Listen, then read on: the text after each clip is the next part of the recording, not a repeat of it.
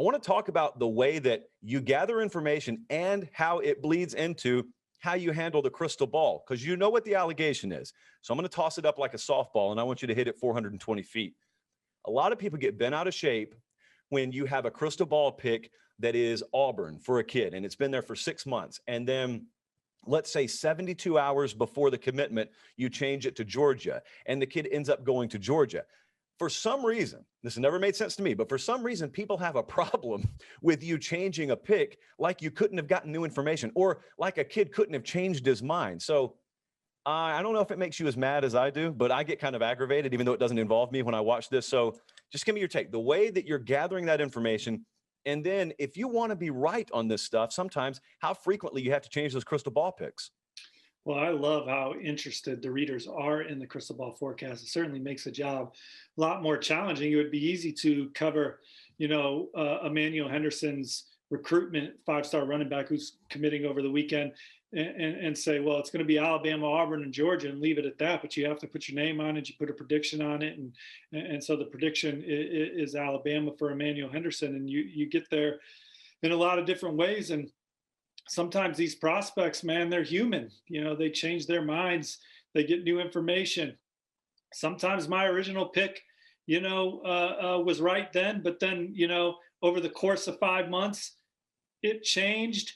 And by the time I dug back in to figure out where the young man's going, it's a new school. And so we're just trying to, the crystal ball is just something to enhance the user experience on 247 Sports. I think people take it too serious, but I think it's an opportunity for users to come to our network and say, hey, this is where Brandon Huffman thinks so-and-so is going, or JT Tuimoloau is going. This is where Greg Biggins, thinks that Damani Jackson is going. And so as those prospects change their minds, the information and the crystal balls are going to change. Now, some people use the crystal ball differently. Some people like to be closers. They come in at the end when they know it's final and they make the pick. And if that's one of the users you follow, if you see that crystal ball coming in from that person, you can pretty much take it to the bank. And if that's a school you root for, you can get excited. And if that's a school, he's not coming to the school that you root for, well, you can start looking, all right, asking your publisher, who's our next guy. Greg Biggins says that we're losing him to Arizona State. Who are we pivoting to? And so for me, I'm current pulse. As soon as I think I have a beat on who the leader is, I like to make the pick. But that doesn't mean that I always do it. It's still kind of a fluid tool for me. I would say 85% of the time I do that. But sometimes I might catch wind that the leader let's just take Kojo Antwi, who's a top 247 receiver from Georgia. I think Texas A&M leads. I don't have a pick in yet because I think it's going to get very competitive before July 5th. And so, yes, I could easily put the A&M pick in. The Gig'em 247 readers know that I like Texas A&M. But I think I'm going to wait. I'm going to wait and see what Kirby Smart and his staff do here. And Ohio State's been in this one for a long time. And Brian Hartline, former National Recruiter of the Year, his relationship's as good with Kojo as anybody. And then he mentions Alabama. And you and I both know Alabama can close like wildfire. So I'm going to wait and see if A&M can keep this momentum for a while before I log the pick. So even the way I use it's a little fluid, but I try to be as genuine as I can. And when you come and see a pick, it's what I think is happening that day. And if I get some information where the kid is thinking something different, I'm not afraid to change Ja'Cory Brooks from Florida to Alabama. This is a really good point. See, this is, I think, another of the many layers of the whole prediction process that I'm not sure a lot of casual viewers give more than a passing thought to. So let's not mention any one kid. Let's just say generic recruit. Right now, school X, school Y, and school Z are at the top of his list. But school A, let's say Alabama, one of the big dogs on the block, they haven't offered yet.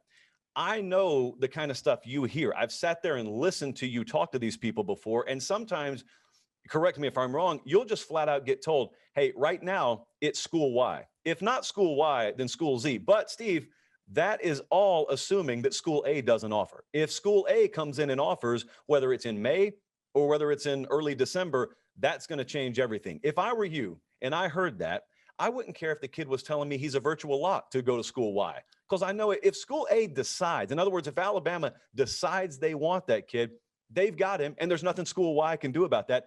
I'd never put it, if I put a crystal ball pick in on him, I'd be like a level 1 or level 2 crystal ball, because I know something that maybe the casual viewer or casual reader doesn't know. And that's that there's this fin just offshore. It's got a little script A on it, or a block G on it. And if they come and they want it, they got it.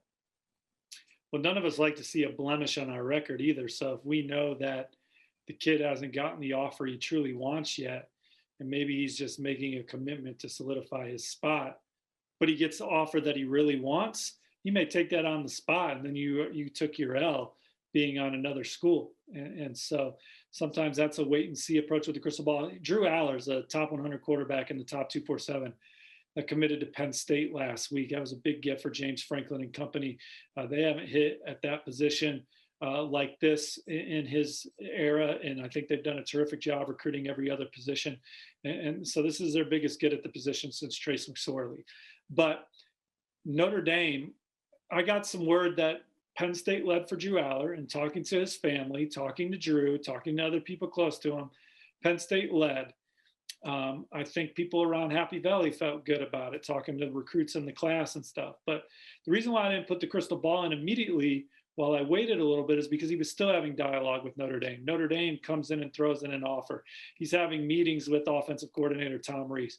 He's supposed to have a big meeting with Brian Kelly the Thursday, a few days before his commitment date.